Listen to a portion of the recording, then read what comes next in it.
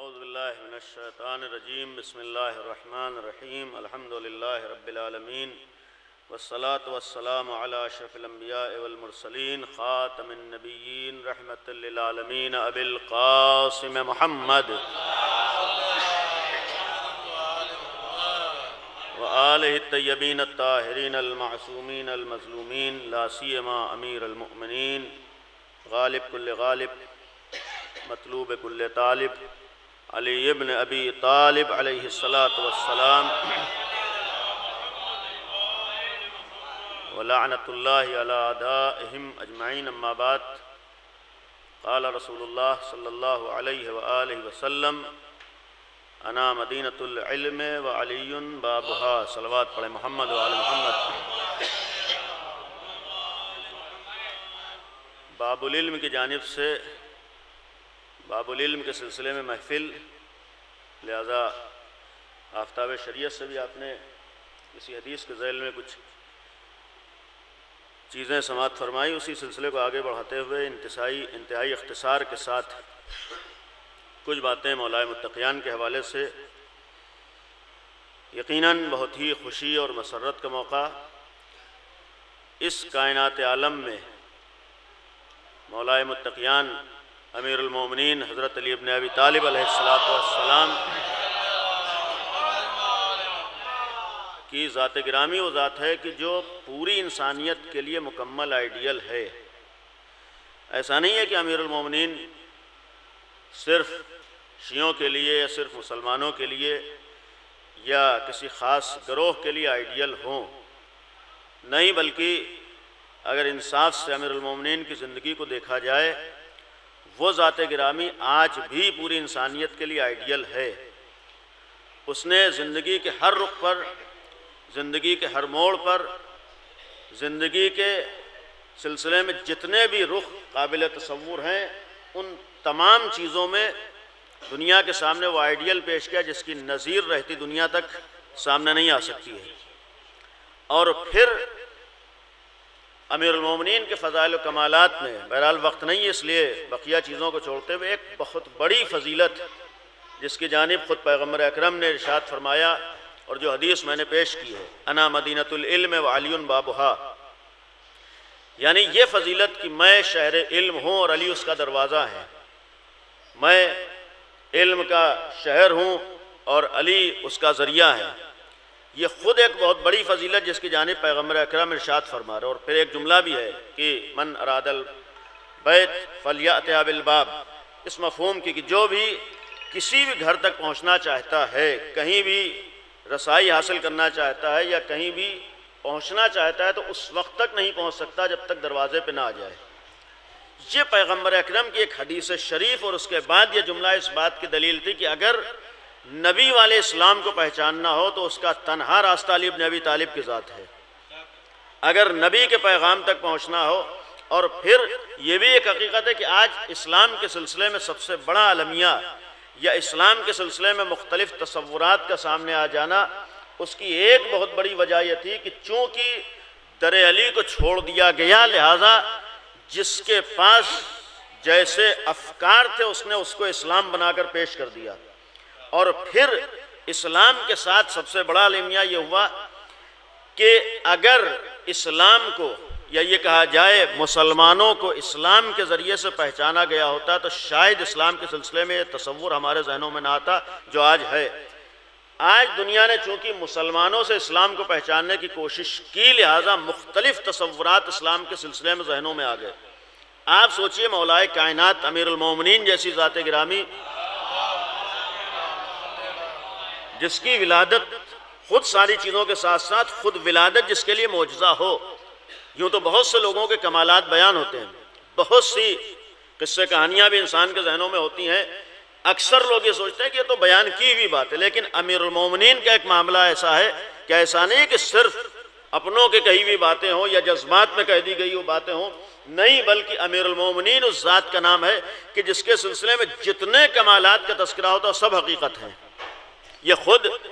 کعبے کے اندر اس کی ولادت ہو جانا یہ خود معجزہ ہے۔ کعبے کے اندر، دنیا کے اندر آ جانا اس تاریخ انسانیت میں تنہا امیر المومنین کی ذات ہے جس کی ولادت کعبے میں ہوئی ہے۔ اور آپ کے سامنے ہے کہ جناب عیسیٰ جیسا اولو العزم پیغمبر ان کے ولادت کے مرحلے میں بعض تاریخوں میں ہے کہ جس وقت ولادت کا مرحلہ آیا ہے اور جناب مریم بیت المقدس تک پہنچی ہیں تو وہاں یہ جملات ہیں کہ یہ عبادت خانہ ہے، زچا خانہ نہیں ہے۔ آپ سوچئے کہ ایک اولو العزم پیغمبر لیکن امیر المومنین کے لیے، اور پھر ایسا نہیں کوئی چونکہ کعبہ ان کے اختیار میں تھا لہذا کوئی لے کر چلا گیا۔ آج آپ تاریخ مطالعہ کریں کہ اس وقت جب آخری مرحلہ آیا ہے جناب فاطمہ بنت اسد کعبے کے نزدیک تشریف لے گئیں، اور تنہا یہ امیر المومنین کا معجزہ نہیں بلکہ جو ذات جس سے ماں بننے کا شرف حاصل ہو اس کا بھی معجزہ ہے۔ آپ سوچئے کہ جس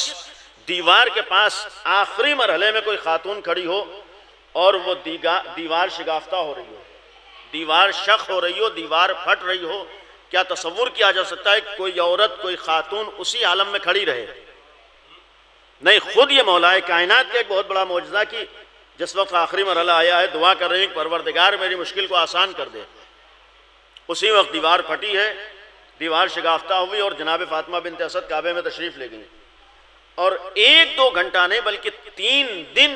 شہزادی کعبے کے اندر رہی ہیں۔ آپ غور کیجئے، یہ بھی آج ہی کا دن تیسرا دن ہے کہ کعبے سے باہر تشریف لائیں، یہ 3 دن کسی کا کعبے کے اندر رہنا یہ آسان نہیں ہے۔ اور یہاں پر رک کے ایک جملہ کہ آپ اگر غور کیجئے جناب آدم کے سلسلے میں جسے قرآن نے ذکر کیا ہے، اور قرآن کے سارے واقعات ہمارے لیے پیغام ہوتے ہیں، یعنی قرآن میں جتنے بھی قصے کہانیاں یہ نہیں ہے کہ چونکہ فلاں زمانے میں ایک واقعہ ہوا ہمیں پتہ چل جائے، نہیں، جتنے بھی واقعات ہیں ہمیں پیغام دیتے ہیں۔ جناب آدم کے سلسلے میں تذکرہ ہے کہ جس وقت جناب آدم کا پتلا تیار ہوا ہے، تفسیروں میں ہے کہ ایک عرصے تک وہ پتلا یوں ہی پڑا ہوا تھا، وہ پتلا موجود تھا، لیکن آواز قدرت آئی ہے کہ جب میں اس پتلے کے اندر روح پھونک دوں تو تم سب سجدے میں چلے جانا۔ ملائکہ کو حکم ہے کہ جس وقت میں روح پھونک دوں اس وقت تم سجدے میں چلے جانا۔ اور یہاں یہ بھی عرض کر دوں، بات آئی کہ آل محمد کے مذہب پر ہمارا عقیدہ یہ ہے کہ اللہ کے علاوہ کسی کا سجدہ جائز نہیں ہے۔ عظمت پروردگار کی دلیل اس کا سجدہ ہے، خود امیر المومنین نے اس کی بارگاہ میں سجدہ کر کے اعلان کیا ہے کہ اگر اس کائنات میں کوئی ذات لائق سجدہ ہے وہ تنہا پروردگار ہے۔ اور پھر اگر فرشتوں کو حکم دیا گیا ہے تو ایسا نہیں ہے کہ جناب آدم کا سجدہ کرایا گیا، نہیں، جناب آدم کو ذریعہ بنایا گیا، حکم اللہ کا ہے۔ جیسے ہمارے لیے حکم ہے کہ ہم کعبے کی طرف سجدہ کریں، تو کعبے کا سجدہ نہیں بلکہ کعبے کو ذریعہ بنایا گیا اللہ کے سجدے کے لیے۔ یہی معاملہ ملائکہ کے لیے بتا کہ ملائکہ کے لیے جناب آدم کو ذریعہ بنایا گیا تھا اور سجدہ تھا اللہ کے لیے۔ اور پھر سجدے کا حکم کب آیا ہے؟ جب جناب آدم کے پتلے میں روح آ گئی، گویا جب تک جسم رہے لائق سجدہ نہیں ہوتا ہے، جب روح آ جائے تبھی لائق سجدہ ہوتا ہے۔ جناب آدم کا واقعہ دلیل ہے کہ جب تک تنہا جسم رہے وہ لائق سجدہ نہیں ہوتا ہے، اور اسی جسم کے اندر جب روح آتی ہے تبھی لائق سجدہ بنتا ہے۔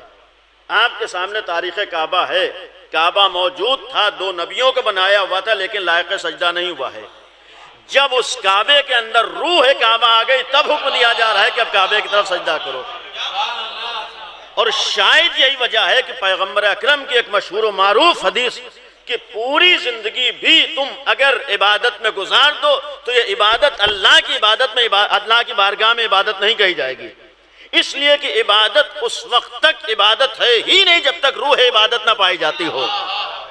پیغمبر کی یہی تو حدیث، پوری زندگی بھی تم نمازیں پڑھتے رہو، ایک بھی نماز تمہاری قابل قبول نہیں ہے، پوری زندگی روزے رکھتے رہو، کوئی بھی روزہ قابل قبول نہیں ہے، پوری زندگی حج کرتے رہو، کوئی بھی حج قابل قبول ہے جب تک روح عبادت نہ پائی جاتی ہو۔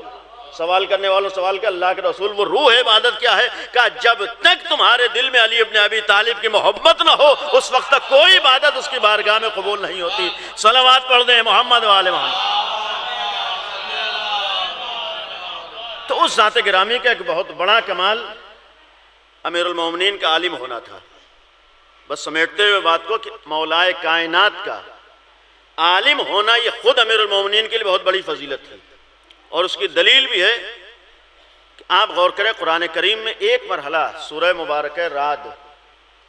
اس کی آخری آیت، اس آخری آیت میں اعلان ہو رہا ہے کہ یقول الذین کفروا لست مرسلا، کہ اللہ کے رسول لوگ کہتے ہیں کہ آپ رسول نہیں ہیں۔ آپ کی رسالت کے منکر ہیں،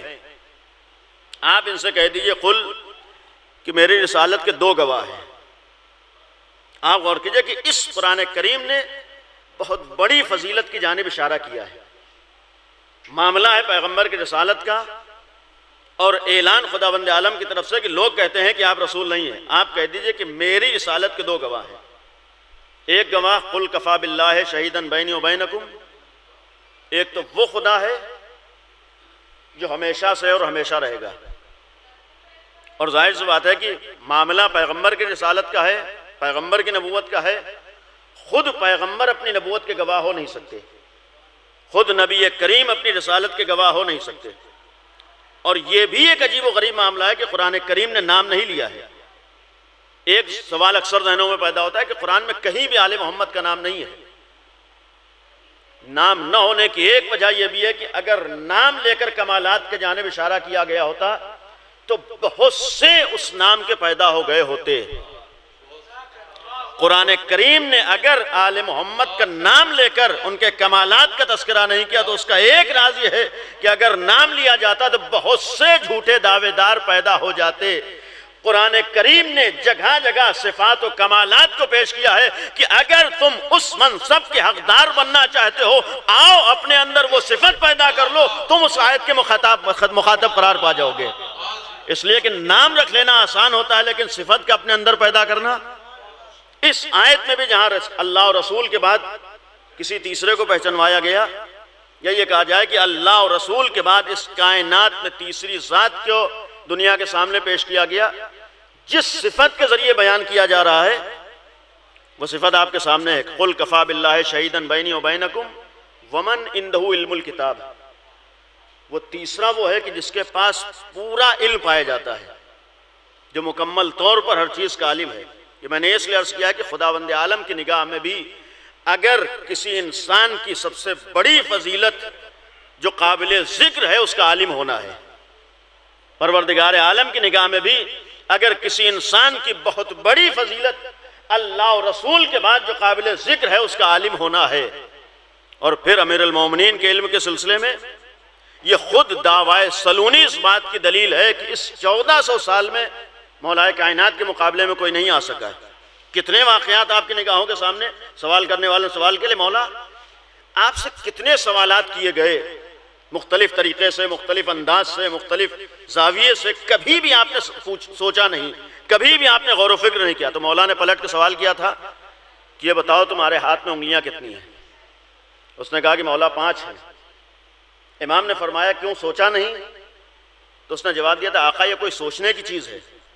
یہ تو میرے سامنے کی چیز ہے، نگاہوں کے سامنے، ہر وقت میری نگاہوں۔ تو امیر المومنین نے جواب دیا تھا کہ جس طرح سے یہ 5 انگلیاں تمہاری نگاہوں کے سامنے ہیں اسی طریقے سے یہ پوری کائنات میری نگاہوں کے سامنے ہے۔ یہ امیر المومنین ایک مرحلے پر، اور پھر کتنے واقعات ہیں۔ ایک روایت 3 شعبان کے حوالے سے، امام حسین کی ولادت کا مرحلہ ہے۔ اس وقت کچھ لوگ پیغمبر کی بارگاہ میں مبارکباد کے لیے آئے، دروازے پر امیر المومنین تھے۔ مولا کائنات نے یہ کہہ کر واپس کر دیا کہ ابھی پیغمبر کے پاس 1,24,000 ملائکہ مبارکباد کے لیے آئے، لہذا اس وقت واپس چلے جاؤ، بعد میں مبارکباد کے لیے آنا۔ لوگ پیغمبر کی بارگاہ میں پہنچے یہ شکایت کرتے ہوئے کہ آج علی سے ایک عجیب و غریب بات سنی۔ سوال کے لیے عجیب و غریب بات کیا ہے؟ کہا کہ علی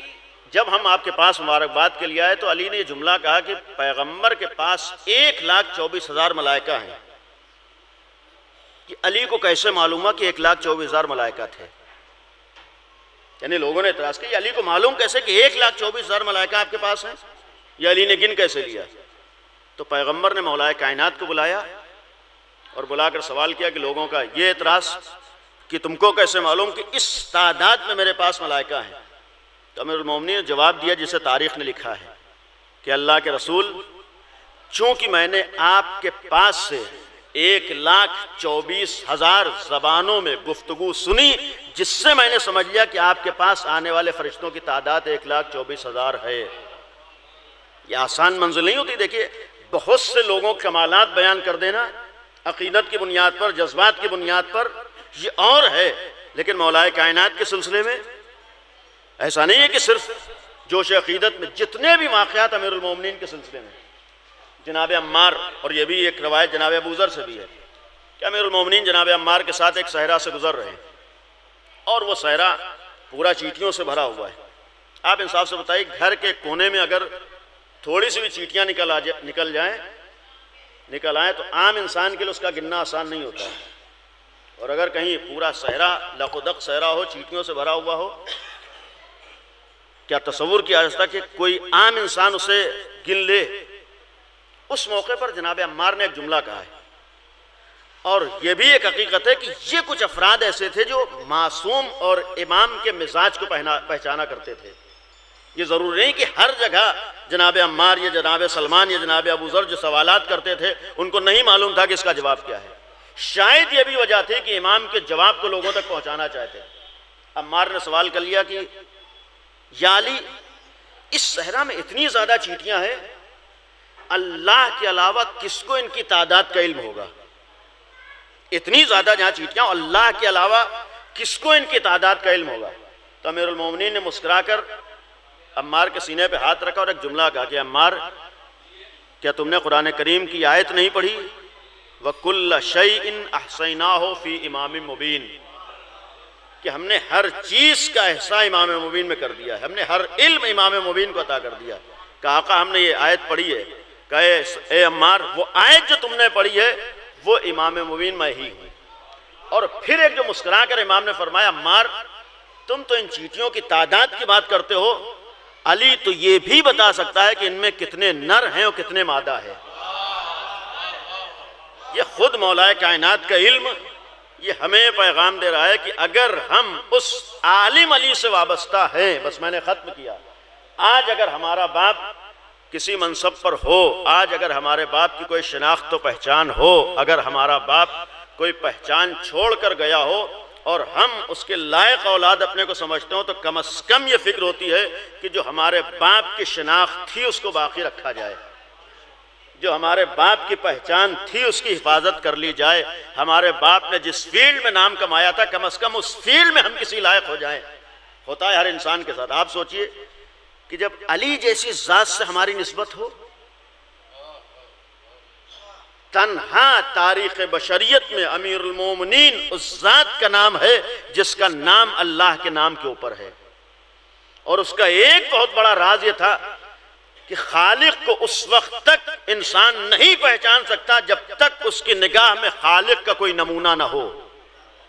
یہ اللہ کے ہاں کمی نہیں ہے، بلکہ ہمارے اندر کمی پائی جاتی ہے کہ ہم اس خدا کو نہیں پہچان سکتے جب تک ہمارے سامنے کوئی ایسا آئیڈیل و نمونے عمل نہ ہو۔ اس علی ابن ابی طالب کے ذات گرامی نے اپنے کمالات کے ذریعے سے دنیا میں اعلان کیا ہے کہ آؤ تم ہم کو پہچانو تاکہ تمہیں معلوم ہو جائے کہ جب ہم ایسے ہیں تو ہمارا پیدا کرنے والا کیسا ہوگا، جب ہم ایسے ہیں تو ہمارا خالق کیسا ہوگا۔ اور یہ نام علی اس بات کی دلیل ہے کہ جس نے دنیا کی ہر چیز کو بلندی عطا کی ہو۔ اور یہ بھی ایک حقیقت ہے، کبھی ذہن میں نہ آئے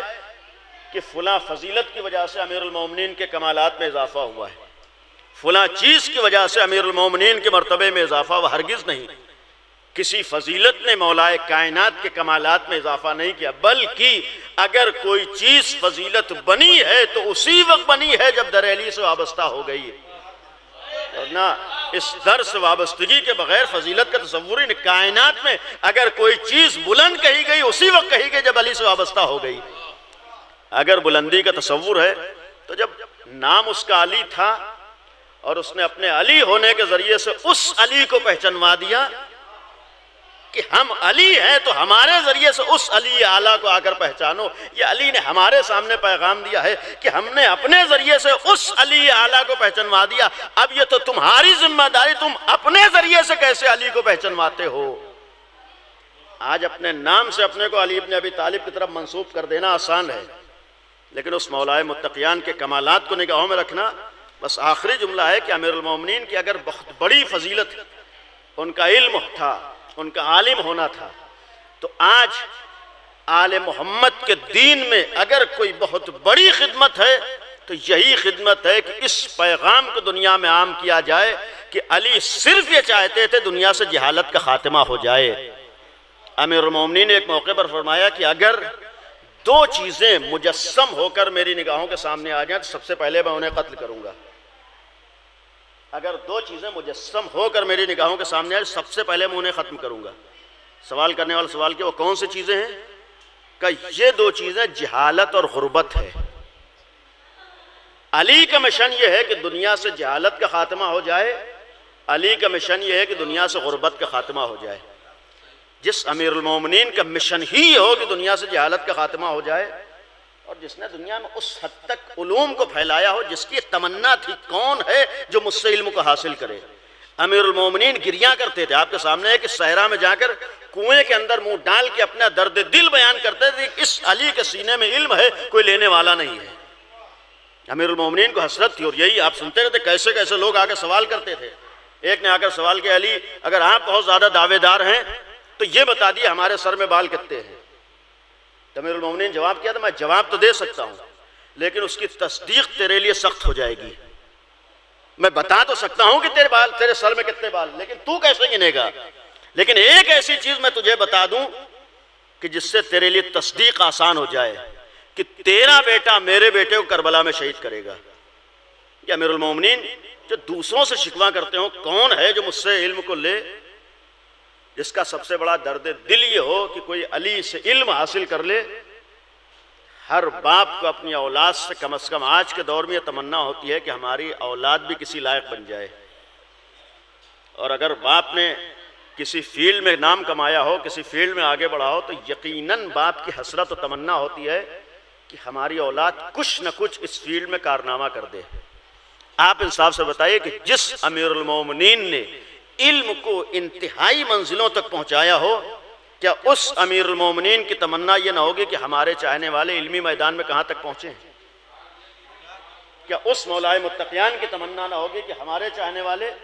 اور یہ بھی ایک حقیقت ہے کہ جب تک آل محمد نگاہوں کے سامنے رہے ہیں، 1-2 سال نہیں تقریباً 250 سال کا عرصہ گواہ ہے، جب تک یہ شخصیتیں، یہ افراد نگاہوں کے سامنے رہے ہیں، اپنی اس پہچان کو باقی رکھا ہے کہ جب بھی علمی گفتگو ہوتی تھی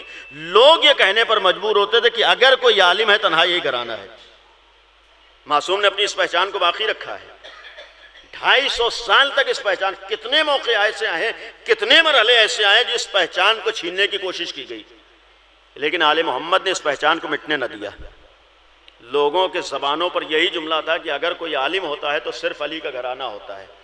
اگر کہیں علم پایا جاتا ہے صرف علی کے گھرانے میں پایا جاتا ہے. انصاف سے بتائے جب اس وقت آل محمد نے اس پہچان کو باقی رکھا ہو کہ آج حق نہیں ہے کہ آل محمد کے چاہنے والے اس پہچان کو باقی رکھیں، کیا آج حق نہیں ہے کہ جہاں بھی علمی گفتگو ہو یہ زبانوں پر جملہ آئے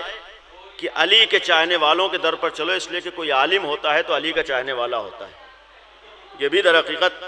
بس میں نے ختم کیا، شاید آل محمد کے دین میں اور مذہب آل محمد کی سب سے بڑی تبلیغ یہ ہو کہ دنیا اس علم کو پہچان لے جسے علی دنیا میں پھیلانا چاہتے تھے. اس لیے کہ ظاہر سی بات ہے کہ جب علم آتا ہے تو روشنی پھیلتی ہے، جب علم آتا ہے تو تاریکی چھٹتی ہے، جب تاریکی چھٹے اور روشنی سامنے آ جائے تبھی حق واضح ہوا کرتا ہے. انسان اگر حق کو پہچاننا چاہتا ہے تو علم کے ذریعے سے ہم یہ کوشش کریں امیر المومنین سے منسوب تاریخ میں مولائے متقیان کی ولادت کے موقع پر کہ جس بات کی تمنا امیر المومنین کو تھی، اللہ ہر علی کے چاہنے والوں کو توفیق دے کہ اس راہ میں قدم اٹھا سکے. خدا سے ہم دعا کریں کہ پروردگار تجھے عظمت آل محمد کا واسطہ ہے، امیر المومنین کا واسطہ، ہم سب کو علمی میدان میں آگے بڑھنے کی توفیق عطا فرما. خدایا دنیا سے مکمل طور پر جہالت کا خاتمہ فرما. پروردگار ان جوانوں کو علمی میدانوں میں ترقی کرنے اور کامیاب ہونے کی توفیق عطا فرما. خدایا تجھے آل محمد کا واسطہ ہم سب کو علم و عمل کی توفیق عطا فرما. خدایا اس مبارک و مسعود موقع پر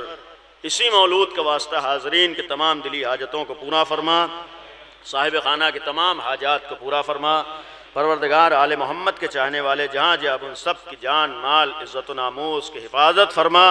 خدایا امیر المومنین کا واسطہ ہے،